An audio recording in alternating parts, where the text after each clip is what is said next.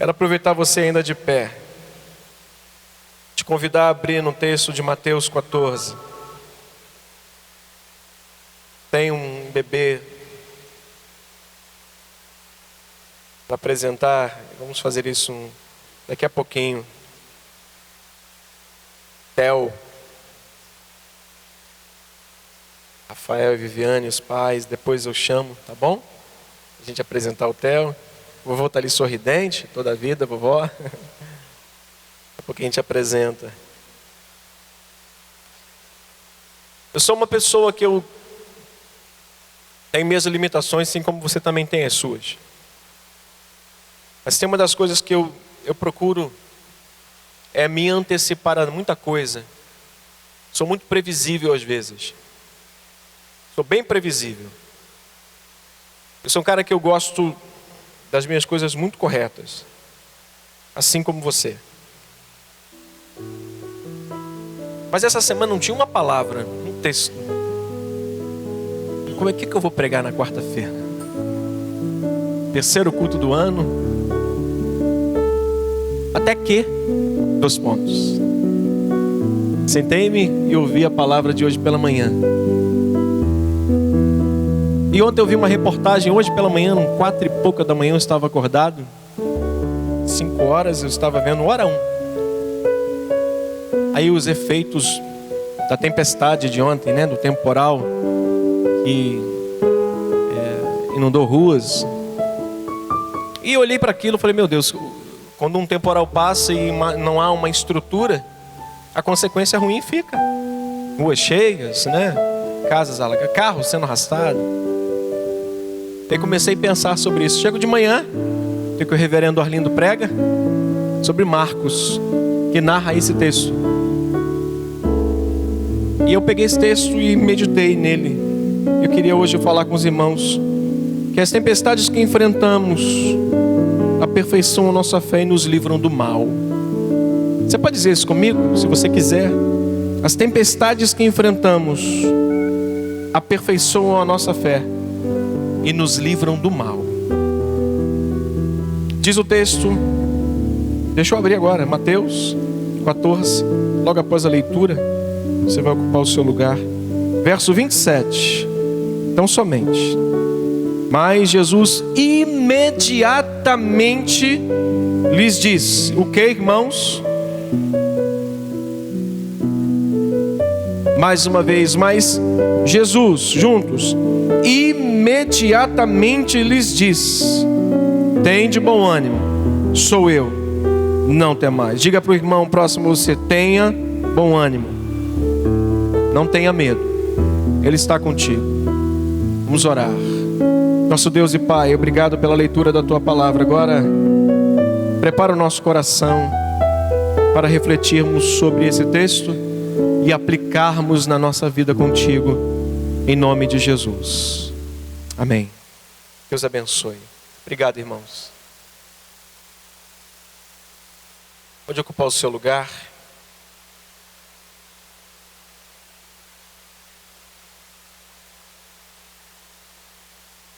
As tempestades que enfrentamos aperfeiçoam a nossa fé e nos livram do mal.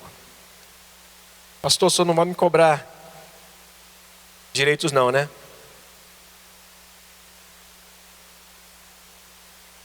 Ele não vai me cobrar não. Inspirado por aquilo que assisti hoje pela manhã e inspirado muito mais ainda por aquilo que eu ouvi, eu quero meditar com os irmãos hoje. O que menos parece, se você conhece a narrativa, Jesus andando sobre o mar. Se você conhece bem a narrativa, você vai lembrar-se claramente do que aconteceu, como tudo isso aconteceu. Para você que talvez não saiba, Jesus tinha acabado de fazer um milagre da multiplicação dos pães e peixes. Ele tinha acabado de realizar um grande milagre. E a partir dali, ele compele os seus discípulos a partirem de barco para uma outra região e aguardá-lo nessa região. E ali eles enfrentam uma pequena tempestade ou uma grande tempestade. E logo após essa tempestade, Jesus aparece e eles se deparam com o Senhor, e a narrativa é essa, a história é essa, você conhece muito bem. Mas o que menos parece nessa narrativa é que alguma coisa boa possa ser extraída de uma situação difícil. Será que alguma coisa boa pode ser extraída de uma situação tão difícil como a tempestade e o pavor dos discípulos diante dessa tempestade, e muito mais do que aquilo que eles estavam vendo à sua frente? Porque o que apavorou os discípulos não fora a tempestade. O que apavora os discípulos ali, nesse episódio, se você observar muito bem, não é a tempestade. Essa é a segunda vez que os discípulos estão num barco enfrentando uma tempestade. Não é a primeira. Então o que apavora eles, não é o fato da tempestade estar chegando, e diz o texto que o vento era contrário, e a pior coisa que tem para quem navega é um vento batendo contrário no barco. Isso pode virar um barco. Isso pode tombar, causar danos. Então o que eles se apavoram é com o fato de eles estarem vendo Jesus andando sobre as águas ao encontro deles. Mas pode aparecer alguma coisa boa, ou ser extraída alguma coisa boa desse texto, nessa narrativa, de uma situação tão difícil quanto a tempestade e o medo e o apavoramento daqueles irmãos? Se sim, se não, não sabemos. Mas se a gente olhar carinhosamente para o texto, a gente vai ver que é uma verdade que as Escrituras nos mostram, que momentos Deus apresenta coisas boas, extraindo coisas boas de situações difíceis. As Escrituras nos mostram em algum momento que Deus extrai coisas boas de momentos adversos, de momentos difíceis, e transforma tudo isso em coisas grandiosas. A Bíblia nos mostra casos como o próprio texto de Mateus, capítulo 14, do 13 ao 21, que é a narrativa dos pães e peixes. Olha para o texto e você vai perceber que tem 5.000 pessoas, sem contar mulheres e crianças. Nós temos homens que não tinham absolutamente nada nas mãos para alimentar essas pessoas. Nós temos pessoas desencorajadas dizendo para Jesus: Jesus, despede eles e manda eles embora, porque eles vão morrer de fome.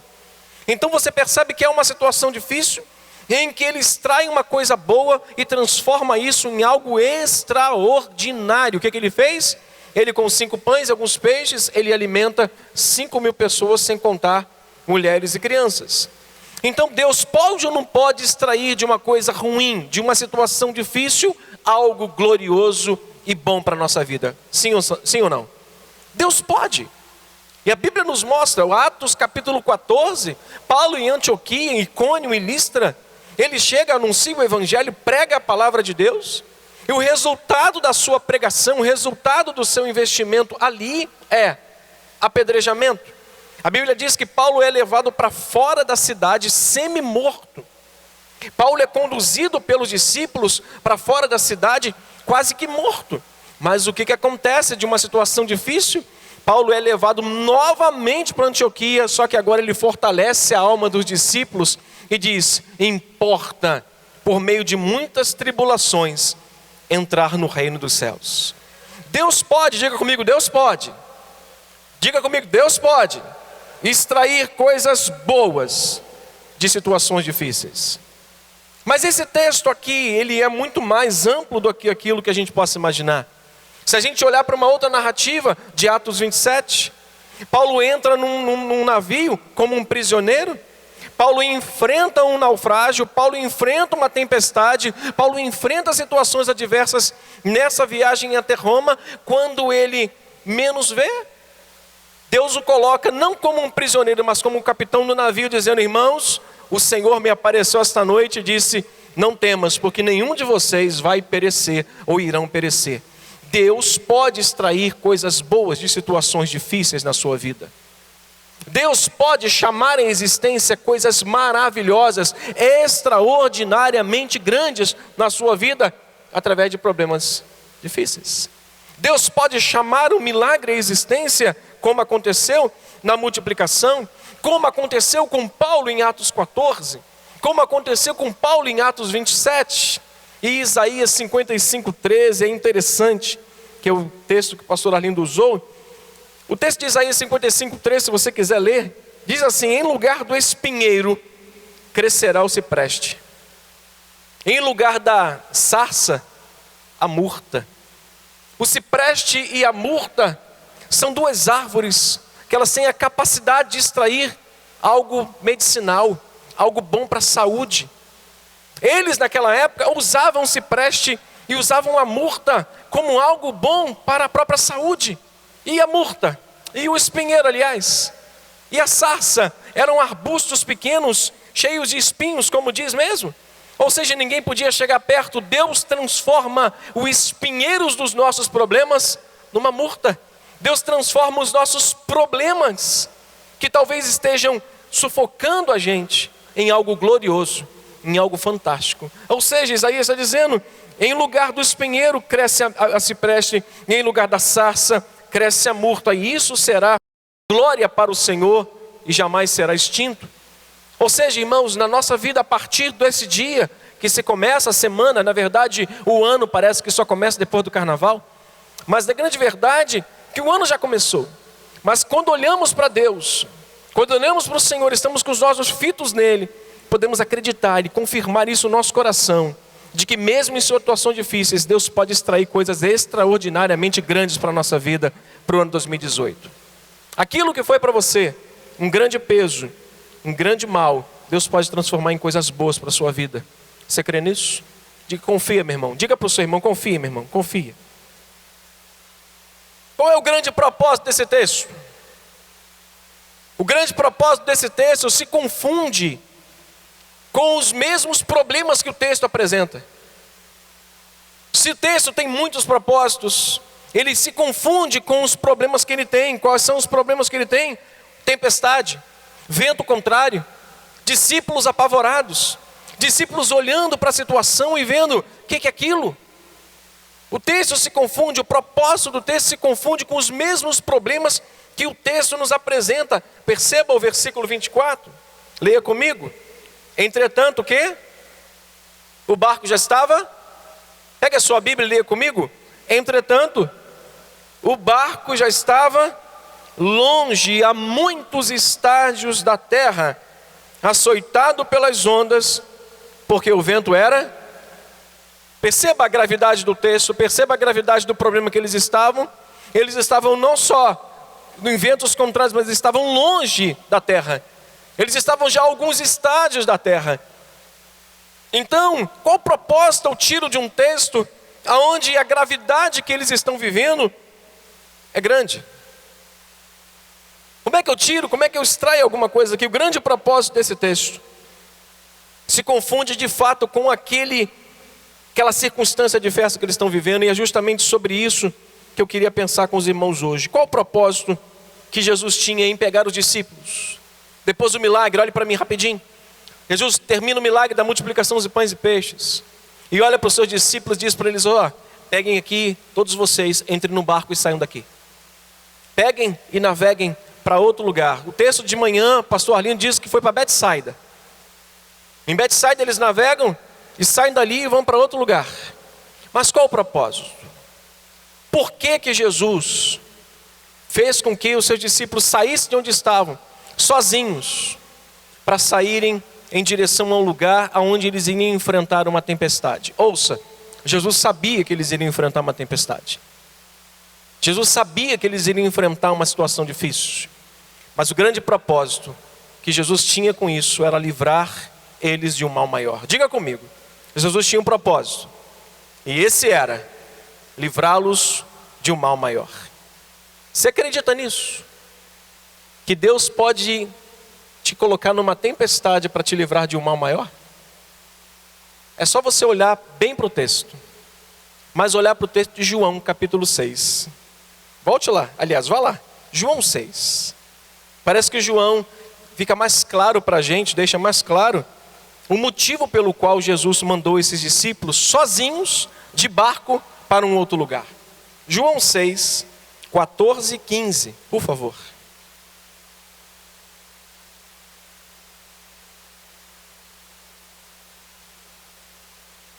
João 6, 14 e 15. A mesma narrativa, a multiplicação dos pães e peixes.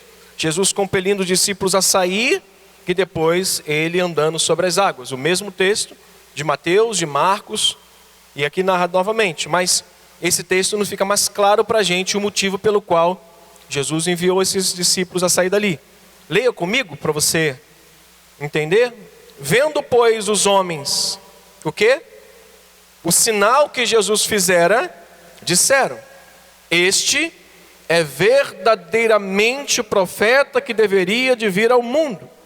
Sabendo, pois, Jesus que estavam para vir com o intuito de arrebatá-lo para o proclamarem rei, retirou-se novamente sozinho para o monte. 16. Ao descambar o dia, os discípulos desceram para o mar. O principal propósito desse texto em Jesus pegar os seus discípulos e enviá-los para fora daquela situação era livrá-los de um mal muito maior. Acredite nisso. Existem algumas situações que Deus permite que você enfrente, algumas tempestades que você entre para livrar você de um mal maior. Qual era o intuito dos homens? Proclamar Jesus como rei. Qual era o objetivo daqueles ali, vendo Jesus fazer grandes sinais? Eles disseram: este verdadeiramente é o profeta que deveria vir ao mundo. Sabendo disso, Jesus pega os seus discípulos para livrá-lo de um mal maior, para fazer com que eles não caíssem no erro da precipitação, porque aquele não era o momento, aquela não era a hora, e os discípulos talvez não estivessem tão preparados para entender aquilo. Talvez eles pudessem cair na ideia: não é de fato, ele é o profeta que deveria vir, nós vamos proclamar o rei. Jesus, para que não permitisse que seus discípulos cometessem um erro e caíssem no mal maior, Jesus pega esses homens, coloca eles num barco e enviam eles para o meio de uma tempestade. Sabe para quê? Para preservar-lhes a vida. Irmãos, há momentos que as tempestades nos sobrevêm, que não são para nos fazerem mal, mas para nos livrar do mal. Se o namoro talvez acabou, ou se as portas se fecham, ou alguns negócios não prosperam, ouça isso: nem sempre devem serem vistos como algo vindo do mal, mas Deus nos livrando de um mal maior. Quando um relacionamento acaba, quando um casamento talvez sofrido de muitos anos, que não era nem para ter começado, acaba, que nós não somos favoráveis a isso, mas infelizmente acontece. Quando um namoro acaba, quando as portas se fecham, quando um negócio não prospera, nem sempre isso vem do mal, mas Deus nos livrando de um mal maior. Há muitos namoros que nunca deveriam ter acontecido, há muitas portas que nunca deveriam serem abertas, mas se Deus permitiu que acabasse, as portas se fechassem e o negócio não prosperasse, era porque Deus, ou é porque Deus quer nos livrar de um mal muito maior. Muito maior. E nem sempre a gente gosta de aceitar e ver isso. O que Jesus fez foi livrar seus discípulos, irmãos, da influência da multidão, que certamente os levaria à precipitação. Certamente eles também proclamariam Jesus como rei. Talvez eles entrariam na onda de todos eles e dissessem: não, é verdade, ele é um grande profeta, vamos estabelecê-lo como rei. Jesus, para livrar a gente do mal, para preservar a nossa integridade de fé, ele nos permite viver tribulações e até tempestades. Ele nos permite até mesmo portas fechadas. Ele nos permite fim de relacionamentos que nunca deveriam terem acontecido. Ele até permite que negócios não prosperem, porque ele vê lá na frente. Nós vemos aqui agora, ele vê na frente, ele sabe que um mal maior poderia acontecer na nossa vida, mas para não acontecer, ele evita, ele guarda a nossa vida, nos permitindo chegar num momento como esse, irmãos. Quando olho para a aflição de Jó, é impossível não ver o magnífico propósito que Deus estabeleceu, não só em revelar, mas em restaurar, restabelecer, restituir a ele algo extraordinariamente maior. Eu olho para esta vida de Jó e eu não consigo entender e não olhar para um homem que Deus tinha um plano muito maior para ele do que aquela aflição. Porque no fim da sua vida, quando ele consegue entender, ele diz: antes eu conhecia o Senhor só de ouvir falar. Hoje, Por causa das aflições, os meus olhos estão abertos, eu posso te ver. E sabe o que Deus fez com ele? Restituiu em dobro tudo o que Jó tinha perdido, irmãos. Às vezes Deus permite que a gente entre numa tempestade, sabe para quê? Para nos livrar de nós mesmos. Nos livrar das nossas precipitações. Hoje eu estou com dinheiro no bolso, vou fazer o que quiser. E Deus Pai te dá uma tesourada. Estou com um brotinho, pastor, estou com um gatinho. Deus vai lá e acaba com o namoro. Porque aquilo ia te levar a uma precipitação, aquilo ia te levar para um mau caminho, aquilo ia te levar para uma vida longe de Deus. E Deus vai com o quê? Acabe logo com esse negócio. Talvez o negócio prosperando e o teu coração prosperando junto. Teu coração ali preso àquela situação, Deus vai e enxuga, ou seca, ou fecha a torneira. Aí você, meu Senhor, agora que o negócio estava ficando bom, Deus vê lá na frente, meu irmão. Deus vê lá na frente. Olha para a aflição de Jó e veja que o que extraordinário aconteceu na vida dele por causa de uma aflição. Porque Deus sabia o que estava fazendo. Deixa eu te dar o primeiro conselho dessa noite. Não paralise a sua vida por causa daquilo que você perdeu ou por causa daquilo que não deu certo na sua vida. Deus tem algo extraordinariamente maior na sua vida para realizar nela. Você pode olhar para essa pessoa e dizer para ela, meu irmão, Deus tem algo extraordinariamente maior para realizar na sua vida. Pastor, ano passado eu só perdi. Deus tem algo extraordinariamente maior para você. Pastor, ano passado eu fiquei solteira. Deus tem algo extraordinariamente mais santo para te dar. Meus negócios ano passado foram um fracasso. Deus tem algo extraordinariamente para fazer no teu comércio esse ano, na sua vida profissional nesse ano. Confia nisso. O primeiro propósito que eu enxergo nesse texto é Jesus livrando os seus discípulos do mal, de um mal maior. Imagina se aqueles discípulos estivessem junto com a multidão. Imagina se você tivesse, como o sábio Agur é sábio, redundante, mas é interessante. Sábio Agur diz uma coisa: eu não te peço riqueza. Ele não diz isso? A oração do sábio Agur: Senhor, eu não te peço riqueza. Para quê? Porque quando eu tiver, eu não venha me esquecer de ti. Mas eu também não peço pobreza, porque talvez a pobreza possa me fazer blasfemar contra o Senhor. Sabe o que Agur pede? A porção diária, a porção acostumada. Irmãos, peça aquilo que de fato vai te fazer bem, porque Deus sabe o que é melhor para a sua vida. Deus sabe o que é melhor para a minha vida. Deus sabe o que é melhor. Diga, Deus sabe o que é melhor para mim. Mas Jesus tinha algo mais em compelir aqueles homens a colocá-los no meio de uma tempestade. Deus tinha algo muito maior para fazer, compelindo aqueles homens a entrar no meio de uma tempestade. Pastor, mas tem propósito em pegar uma pessoa e lançar no meio de uma tempestade? Tem. O primeiro foi livrá-los do mal, não deixá-los cair no mal maior. Mas o segundo foi avaliar a reação deles sem Jesus no barco. Uma coisa é você estar com Jesus no barco e enfrentar uma tempestade. Outra coisa é Jesus estar fora do barco e você enfrentar a tempestade. Mateus capítulo 8, por gentileza, volte alguns textos, algumas folhas, por favor. Hoje eu estou sem marca-texto aqui, eu tenho que correr. Capítulo 8, verso 23. Então, entrando ele no barco, seus discípulos Capítulo 8, verso 23. Então, entrando ele no barco, seus discípulos o seguiram. E eis que sobreveio no mar uma grande tempestade, de sorte que o barco era varrido pelas ondas. Entretanto, o que estava acontecendo? Jesus está fazendo o quê? Dormindo. Mas os seus discípulos vieram acordá-lo, clamaram e dizendo o quê, irmãos? Senhor, salva-nos. Mas só foi isso? Não. Olha para mim. Eles já disseram o que iria acontecer com eles, o que estava acontecendo com eles, e o que certamente iria acontecer se Jesus não estivesse no barco. Ele disse: perecemos. Senhor, salva-nos. Perecemos. Diz o texto: perguntou-lhes então Jesus: Por que sois tímidos, homens de pequena fé? E levantando-se, repreendeu os ventos e o mar, e fez grande bonança.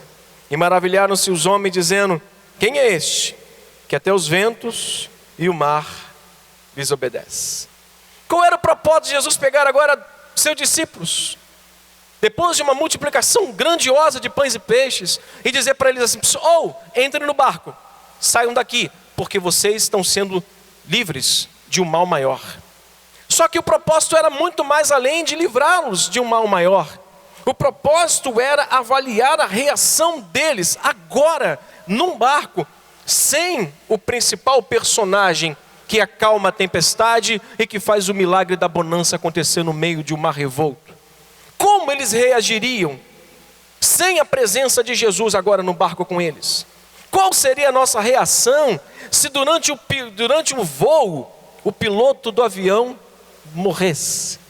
Como é que nós reagiríamos? O piloto está ali. Como nós reagiríamos se o piloto, alguns, como o pastor Luiz Carlos, não pulam de paraquedas, ele salta de paraquedas, porque ele diz que quem pula é sapo. Ele salta de paraquedas. Se tivesse um paraquedas, ele saltaria de paraquedas, ele era paraquedista. Mas no meu caso, eu ia pedir misericórdia de Deus e falar: Senhor, arruma um piloto substituto aí, porque eu não sei pilotar esse negócio. Então o que Jesus estava fazendo era avaliando a reação deles agora, longe dele, sem a presença de Jesus no barco. Irmãos, nossas reações diante das circunstâncias são uma clara demonstração do nosso conhecimento sobre Cristo, da nossa maturidade cristã. Nossa reação diz claramente, mostra claramente como nós estamos no conhecimento de quem é o Senhor na nossa vida e de como nós estamos em maturidade cristã. Nossa reação diante da tempestade, ela pode ser de duas formas: ou nos desesperamos, ou jogamos a toalha, ou simplesmente confiamos, como o salmista no Salmo 27, ainda que um exército se acampe contra mim, não se atemorizará o meu coração. Como é que você tem reagido diante das circunstâncias adversas da sua vida? Lembrando o seguinte, irmãos, não tem um dia sequer que o Senhor não está conosco na nossa vida, presente, cuidando de nós e intercedendo pela nossa vida. Mas o objetivo desse texto era mostrar qual seria a reação dos discípulos agora sem o próprio Senhor dentro do barco. A reação dos discípulos no capítulo 8, na narrativa do capítulo 8, mostra como eles haviam desenvolvido na fé em relação ao episódio do capítulo 14. No episódio do capítulo 8, olhe para mim rapidinho, sabe qual foi a sentença deles? Perecemos. O episódio de Mateus 8, eles disseram: nós perecemos, salva-nos porque já era. Isso demonstra o quê? A maturidade, o conhecimento, a intimidade, a fé, que não era muito. Isso demonstra que aqueles homens olhavam para o Senhor como um amuleto, como alguma coisa que pudesse resolver os problemas dele aqui e agora. Não, irmãos. O apóstolo Paulo, quando ele repreende a igreja da Galácia, Paulo está dizendo para eles: olha, eu sofro dores de parto até ver Cristo formado em vocês. Sabe por quê? Porque quando eu estou ausente, vocês voltam ao judaísmo, vocês voltam para o mundo, vocês abandonam a palavra de Deus, vocês abandonam a Cristo. Agora quando eu estou com vocês, vocês são crentes. Qual é a nossa reação? Olhe para mim rapidinho. Qual é a nossa reação? Qual tem sido a sua reação diante das circunstâncias? Você joga a toalha? Você está abandonando? Ou você diz como o salmista no Salmo 27, versículo 3: ainda que um exército se acampe contra mim, meu coração está firme. Seu coração está firme? Seu coração está preparado para os desafios de 2018? Levante a sua mão e diga: meu coração está preparado para os desafios de 2018. Louvado seja Deus. Meus irmãos, segundo conselho que eu quero deixar para a sua vida: não paralise a sua vida nem seus sonhos por causa das circunstâncias que você pode vir a enfrentar no decorrer dessa jornada de 2018. Deus tem algo extraordinariamente grande para realizar na sua vida. Não deixe que as circunstâncias paralisem a sua vida. Deus tem algo grande para fazer para você. Mas tinha alguma coisa a mais. No versículo 27 do capítulo 14 ao verso 31, quando Jesus disse aquele texto que nós lemos. Leia comigo mais uma vez até o 31. Mas Jesus imediatamente lhes disse o quê? Tende bom ânimo, sou eu, não temais. Respondeu-lhe Pedro, disse o quê? Se és tu, Senhor, manda-me ir ter contigo por sobre as águas. Olha a diferença, rapidamente, olha a diferença da reação dos discípulos do capítulo 8. No capítulo 8, a tempestade vem e os ventos eram contrários. Jesus está dormindo no barco. Eles acordam Jesus dizendo assim: salva-nos porque já era, nos perecemos. Salva-nos porque nossa vida não tem mais jeito. Ou seja, já jogou a toalha. Nosso bispo pregou algo nos dias de Ano Novo aqui, falando de 4 leprosos. Aquilo me chamou a atenção. 4 homens que viram a situação e disseram: vamos até lá, porque se a gente achar comida, nós vamos comer. Se não acharmos, vamos morrer de qualquer jeito. Mas eles foram, e a atitude deles fez o Senhor agir em favor deles. E o Senhor abriu as portas, eles entraram na cidade, comeram, e ainda pegaram ouro, prata, o que puderam pegar, vestes festivais, colocaram tudo para si e voltaram e anunciaram a cidade de Samaria: olha, o Senhor nos deu a cidade dos sírios, podem ir lá, porque tem prata, tem ouro, tem vestes, tem armas, tudo é nosso. Irmãos, a nossa reação mostra de fato o conhecimento que temos sobre Deus e a nossa maturidade cristã. Mas o Senhor queria mais com isso.